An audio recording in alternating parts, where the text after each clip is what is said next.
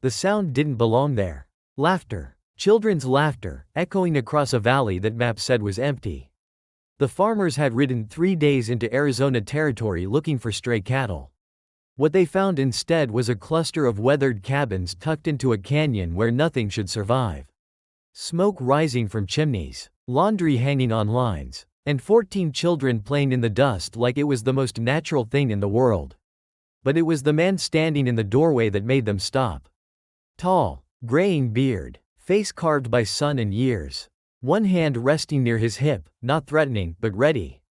The kind of stance you don't forget if you've seen it before. And Jacob Mercer, the eldest of the farmers, had seen it before. 20 years ago, on a wanted poster. Reward: $3,000. The man everyone called the Gila Phantom. The outlaw who disappeared in 1881 after the largest bank robbery in New Mexico history.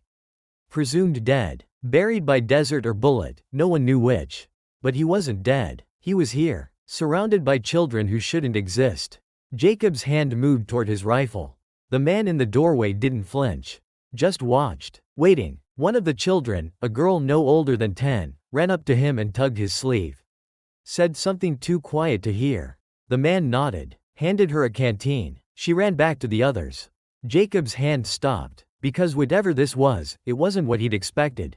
And neither was the story that came after. The story of how an outlaw chose to vanish not into legend, but into something quieter. Something no one writes ballads about. The story of how a man with blood on his hands became the only family 14 forgotten children would ever know. This is not a story about redemption. Redemption implies you can wash away what you were.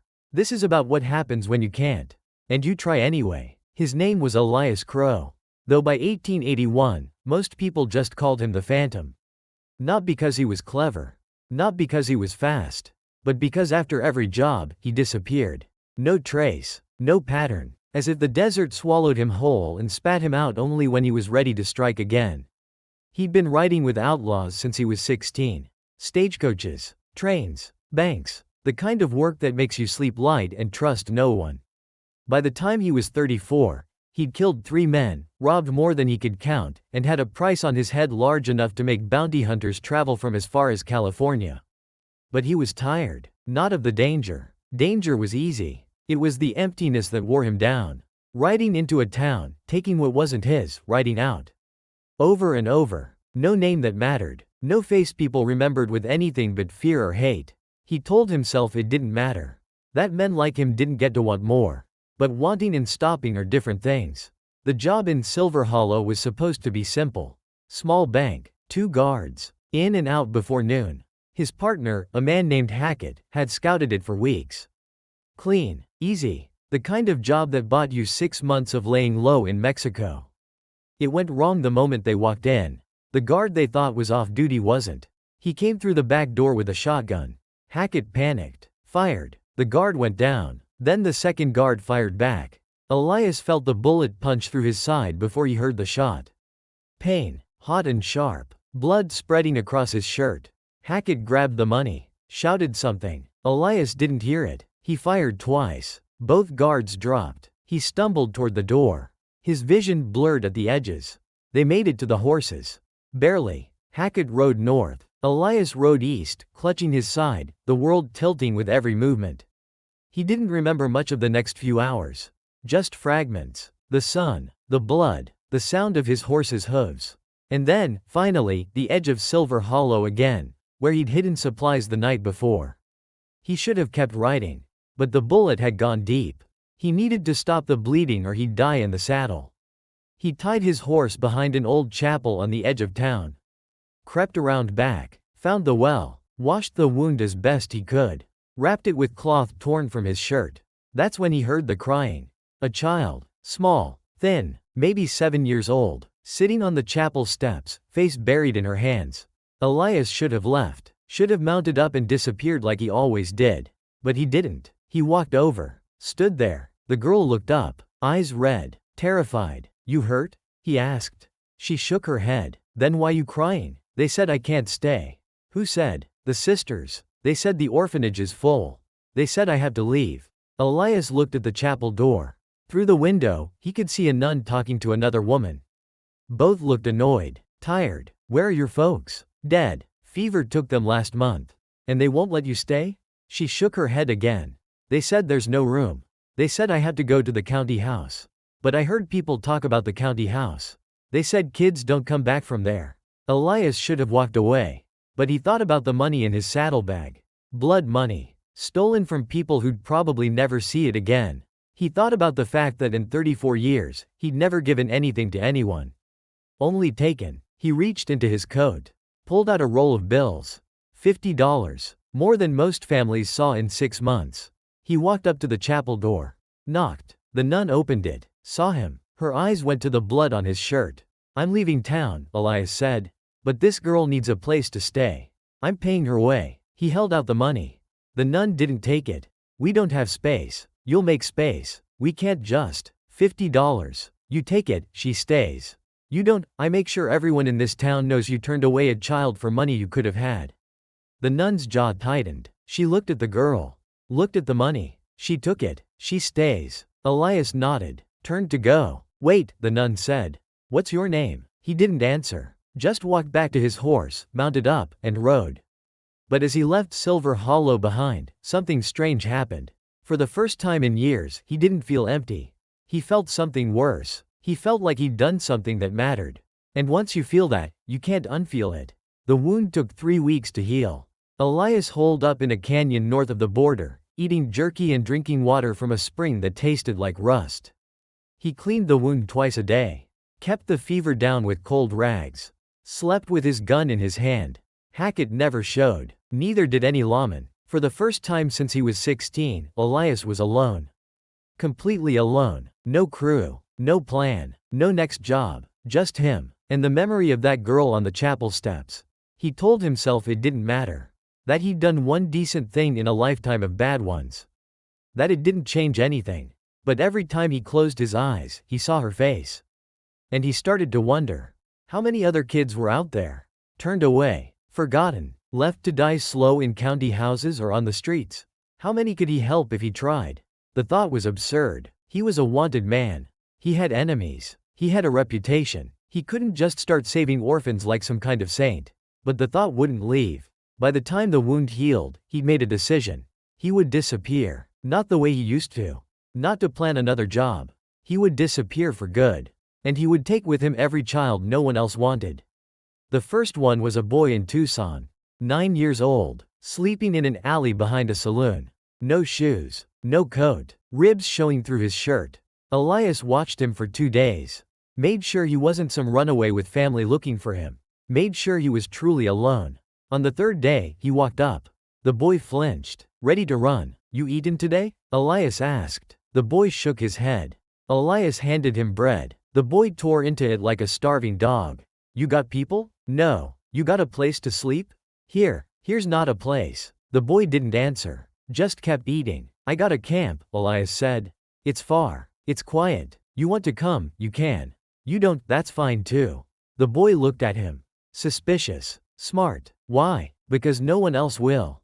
The boy thought about it. Finished the bread. Okay. That's how it started. One boy. Then another. Then a girl. Then 2 more. Elias moved through towns like a ghost. Never stayed long. Never used his real name. Grew his beard out. Wore a hat low. Kept his head down. He'd find children the way you find water in the desert. By looking where no one else does. Orphanages that were full. Streets where kids slept in doorways. County houses where children disappeared into labor farms and never came out. He didn't take them all. Only the ones with nowhere else to go. The ones who'd already been forgotten. He never forced them. Always gave them a choice. And if they said no, he'd leave food and move on. But most said yes. Because when you're 7 years old and the world has decided you don't matter, a stranger offering safety doesn't sound dangerous. It sounds like the only chance he'll ever get. By 1883, he had 4 children. By 1885, 7.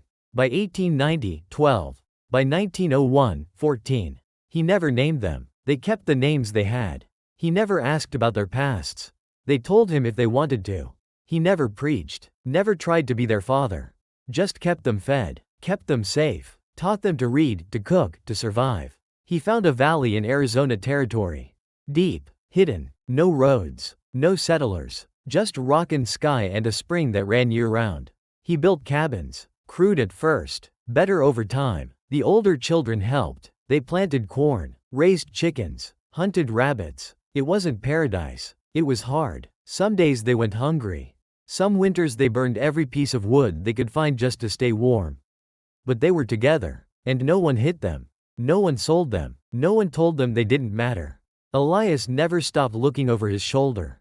Every stranger was a threat. Every rider in the distance was a bounty hunter. He kept his gun close, kept his face hidden, kept the children away from towns. He knew it couldn't last forever. Knew that one day, someone would find them. But he'd made a promise to himself. If they came for him, they wouldn't take the children. He'd make sure of that. The close call came in 1889. Elias had ridden into a settlement called Dry Forks to buy medicine. One of the girls, Sarah, had caught a fever. Nothing serious, but he wasn't taking chances. The town was small. One street, a general store, a saloon, a sheriff's office. He walked into the store, bought quinine, paid with coins he'd traded for pelts 2 months back, kept his hat low, didn't speak more than necessary. He was halfway to the door when he heard it. Hold on. Elias stopped, hand near his hip. The shopkeeper was staring at him. Not with recognition, with suspicion. You look familiar. Don't think so. No, I've seen you. Long time ago. Elias didn't move. The gun was 3 inches from his hand. One draw, one shot. He could be out the door before the body hit the floor. But if he did that, they'd come looking. They'd find the valley. They'd find the children. Think you got me mixed up with someone else, Elias said. The shopkeeper squinted, walked closer. Elias's fingers twitched. Then the door opened. The sheriff walked in, middle-aged, tired-looking. He glanced at Elias, nodded. Morning, morning, Elias said. The sheriff walked to the counter. Started talking to the shopkeeper about some supply order. Elias didn't wait. He walked out, slow, steady, mounted his horse, rode. He didn't stop until he was 10 miles out. His hands were shaking, not from fear, from the realization of how close he'd come to killing again, and how easy it would have been. That night, back at the valley, he sat by the fire and watched the children sleep. Sarah's fever had broken. She was breathing easy. He thought about the shopkeeper, the sheriff, the gun he'd almost drawn. He thought about the man he used to be, the man who would have shot without hesitation. And he thought about the man he was now, the man who'd walked away. He didn't know which man was real. Maybe both, maybe neither. All he knew was that as long as these children needed him, he couldn't go back to being the Phantom. Even if it killed him. The years blurred together. Seasons came and went. Children grew. The oldest, a boy named Thomas, turned 16 in 1897. Started talking about leaving, about finding work in a town somewhere. Elias didn't stop him, just told him to be careful. Gave him a horse, watched him ride away. Thomas came back 2 months later. It's not the same out there, he said. People look at you different when you got no family. No name, like you're not real. You don't have to stay, Elias said. I know, but I want to. So he stayed, helped build a new cabin, taught the younger ones to hunt. Others left too. A girl named Ruth went to work in a mission school. A boy named Charlie found a ranch that would hire him. But most stayed, because leaving meant facing a world that had already decided they didn't belong. Here, they did. Elias aged faster than he should have. The bullet wound from Silver Hollow never healed right. His side ached when it rained.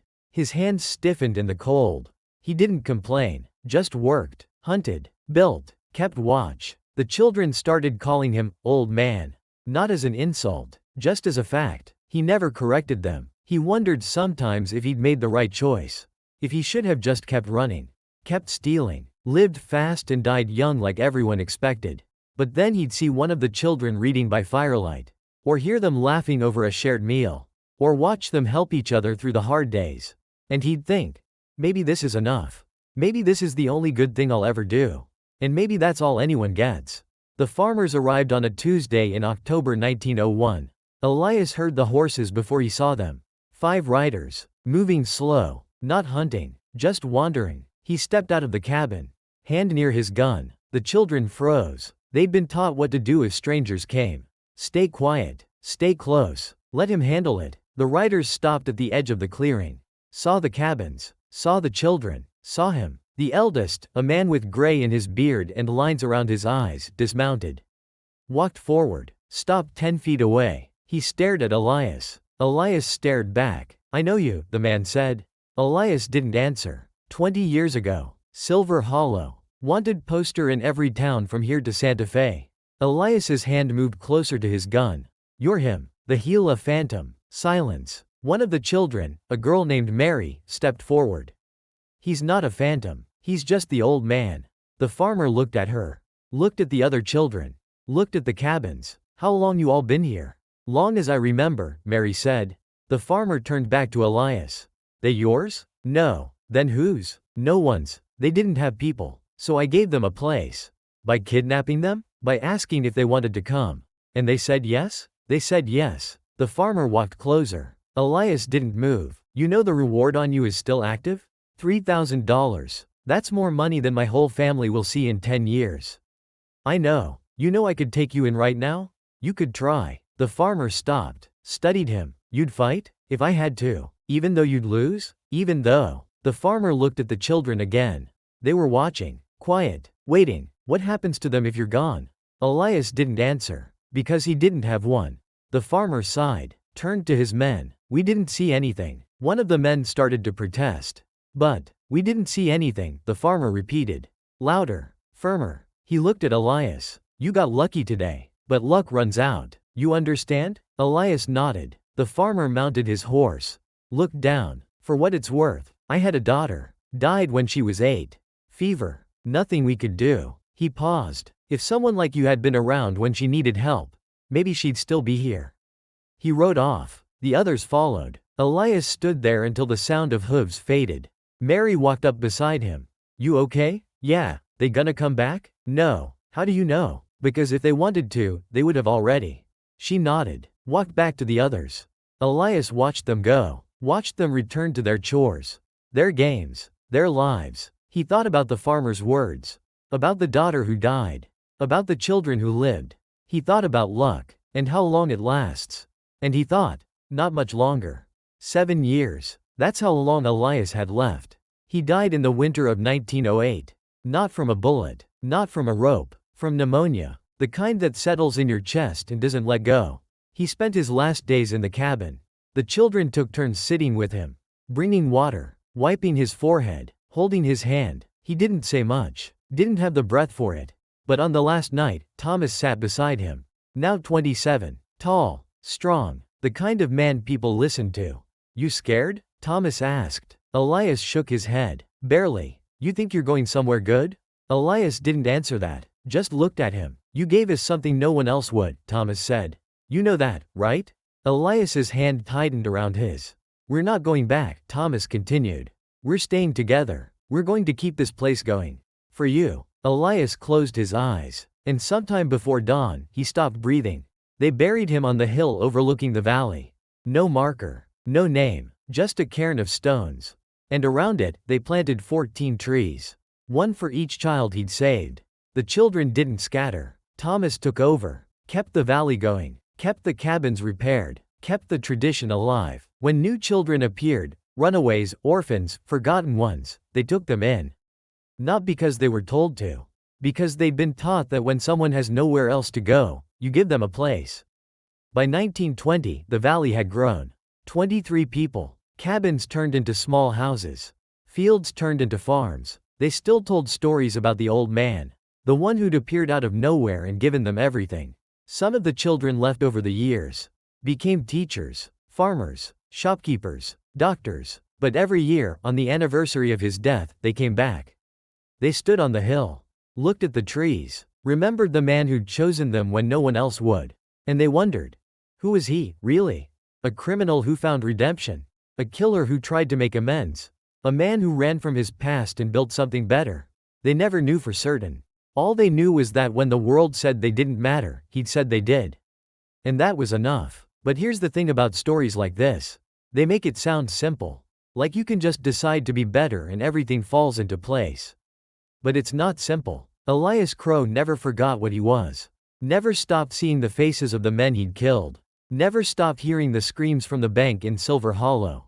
He didn't save those children to erase his past. He saved them because it was the only thing he could do that wasn't taking. Some people would say that doesn't count. That a good deed doesn't wash away a bad one. Others would say it's the only thing that matters. The truth is probably somewhere in between. Elias was a killer, and he was a protector. He was a thief, and he was a provider. He was both, all at once, until the day he died. And maybe that's the point. Maybe we're not just one thing. Maybe we're the sum of every choice we make. The good ones, the bad ones, the ones we regret, the ones we don't. Elias chose violence for most of his life. And then he chose something else. Does that make him a good man? Or just a man who tried? The farmers who found him that day in 1901 never reported him. Never told anyone where he was. Years later, one of them, the eldest, the one with the gray beard, was asked why. He said, "Because I looked at those children. And I saw they were healthy, safe, loved, and I thought, if a wanted man can do that, and the rest of us can't, then who's really the criminal?" He paused. "Besides, my daughter died because no one could save her. Those kids lived because someone did. That's got to count for something." But not everyone saw it that way. When word eventually spread about the valley, some people called it a miracle. Others called it a lie. They said a man like the Gila Phantom couldn't just stop being what he was. That he must have been using the children for something. Hiding behind them, exploiting them. But the children, now adults, told a different story. They said he never hit them. Never stole from them. Never asked them for anything except to survive. They said he taught them to read using old newspapers he'd trade for.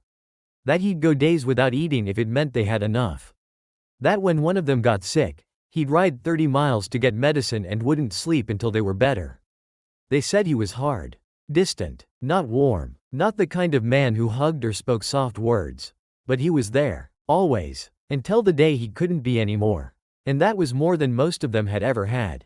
So who do you believe? The posters that said he was a killer worth $3,000? Or the trees planted by the people he saved? Maybe it doesn't matter. Maybe the point isn't whether Elias Crow was good or bad. Maybe the point is that he made a choice. And that choice echoed, not in legends, not in ballads, but in 14 lives that wouldn't have existed without him. And in the children those 14 raised. And in the children they raised after that. A ripple that started with a man who had every reason to keep running. But stopped instead. Because sometimes the bravest thing you can do isn't riding into danger. It's staying when you've spent your whole life leaving. The valley still exists. Not the original one. That was abandoned in the 1930s when drought made the spring run dry. But the idea of it lives on. There's a small town now in southern Arizona. Population 400. Mostly descendants of the children Elias saved. They named it Crowsville. Not after Elias. He'd have hated that. But after the idea he represented. That no one is beyond saving. And no one is beyond choosing better. On the edge of town, there's a park. 14 trees. Old now. Gnarled. But still standing. And beneath them, a plaque. It doesn't say, hero. It doesn't say, saint. It just says, here stood a man who decided forgotten children mattered more than his own life. We are proof he was right. That's all. No name. No dates. No grand declarations. Just a statement of fact. And maybe that's the most honest way to remember him. Not as a legend. Not as a villain who turned good. Not as a martyr. Just as a man who had a choice. And made it. Every single day. Until he couldn't anymore. So when you think about Elias Crow, the Gila Phantom, the old man, the outlaw everyone wanted dead, don't ask if he was forgiven. Ask if he needed to be. Ask if the children cared what he did before they met him. Ask if redemption is something you earn, or something you build. One choice at a time. One child at a time. One tree at a time. Because in the end, he didn't become a hero. He just became the only thing those children needed him to be. Someone who stayed. And maybe that's the hardest thing of all.